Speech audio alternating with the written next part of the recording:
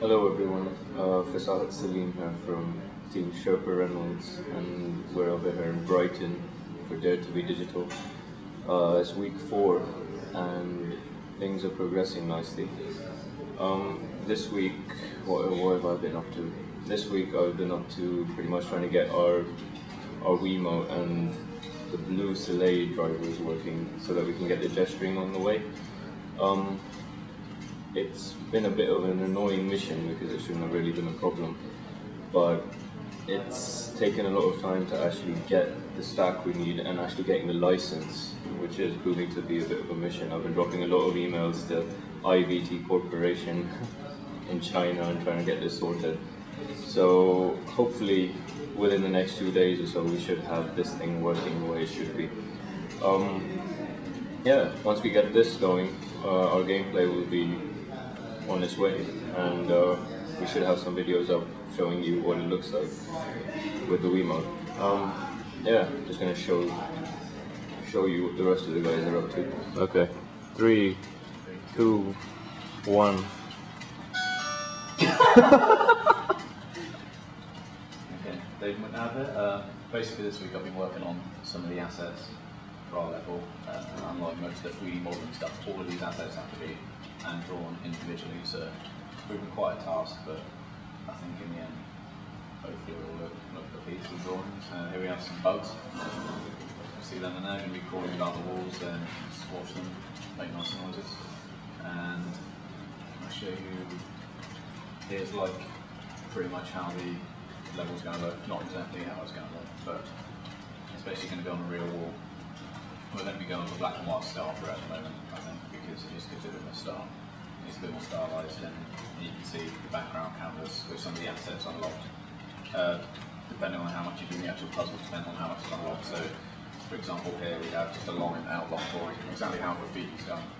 And then obviously that goes to colour, then animation, then interactivity. So, and here's the bugs, couple squish, just as an idea of how it's going to look. Hi, I'm Nathan. I'm the script surfer, Sherpa Reynolds, and this week I've been working on our second puzzle in the game, which is our logic puzzle. It's still a little bit not quite there, but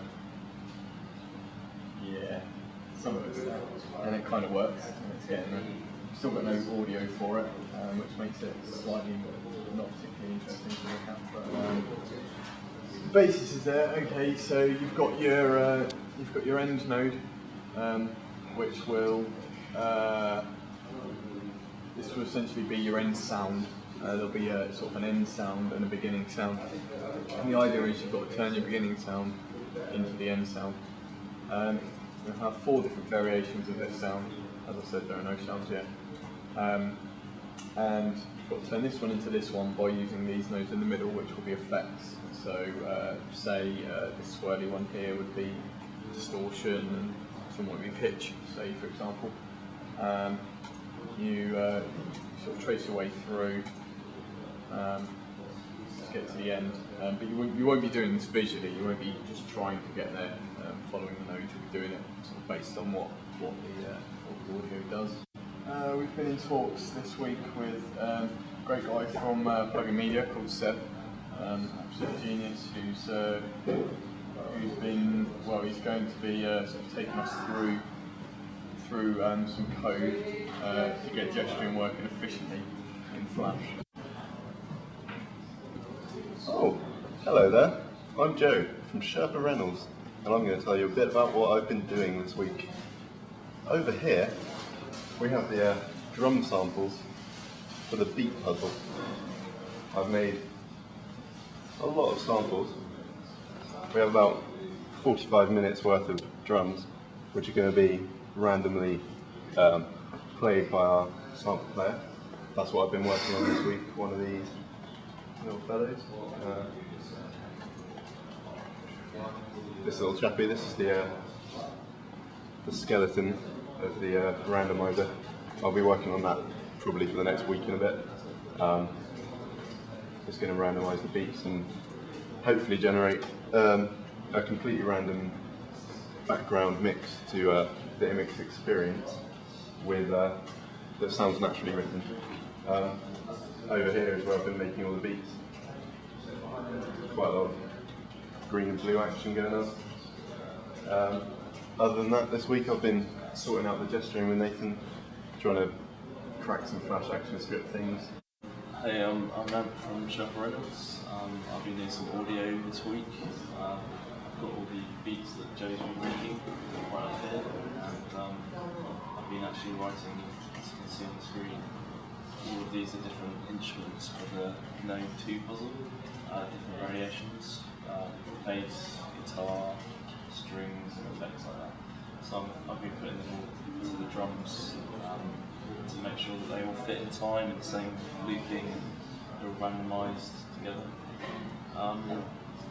Because hopefully by next week we should get the audio engine in place with Flash for the puzzle, so we can put the music into the puzzle to see how it fits randomly.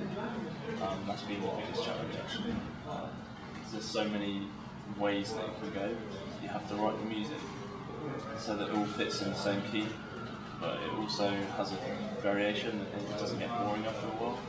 And what we've done is between different parts of the music that don't particularly fit in the right key together, we've used a transitional sound, which is just like a radio distortion type sound, and that means that every time maybe a fill plays, he'll play that sound and then move on to the next section.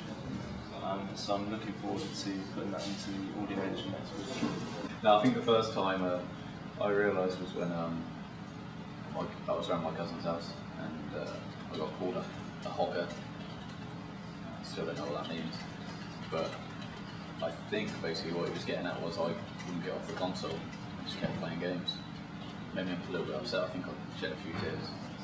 But since then, you know, here I am. So, stage really doesn't. I suppose I've always played games to some degree. My first console was an Atari, which was actually my dad's.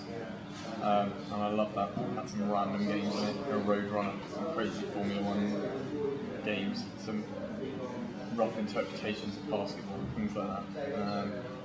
And yeah, I suppose I've always had a console.